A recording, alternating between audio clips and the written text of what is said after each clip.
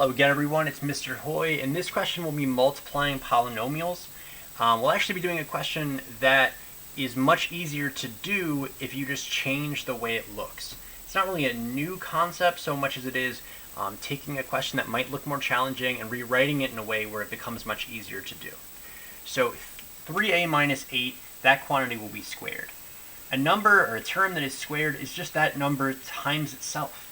So all you really have to do here is rewrite the question as that term multiplied by itself. I strongly encourage you to rewrite it. That being said, I know that some of you will try to skip that step, try to do this question without that. I see a ton of mistakes with this question. I'll go over what those mistakes look like in a moment. Rewriting it, I multiply my 3a here and here. I'll get 9a squared minus 24a. Down here, I'm going to multiply this negative 8 twice. Negative 8 times 3a is negative 24a. Negative 8 times negative 8 is a positive 64. I simply combine some like terms. I get 9a squared minus 48a plus 64 as my final answer.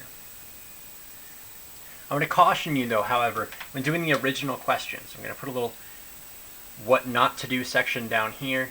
A lot of students will look at 3a minus 8 squared and they'll be like, well, I know how to do that. And right away they'll square the 3 and the a, and they'll square the negative 8. And they'll say that the answer is 9a squared plus 64. And they'll believe they're correct here, which is obviously not the case. The one thing they're missing there is that negative 48a. You get the negative 48a by multiplying the 3a by the negative 8, like we did here, and the 3a by the negative 8, like we did here.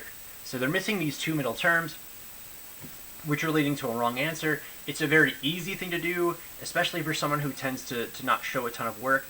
I'm putting this down here again to caution you as to what not to do. So please take this advice. Please write this question out this way to where it's much easier to do. If you're confused on a question like this, but you're not confused on a question like this, the simple solution is to just rewrite this question like this.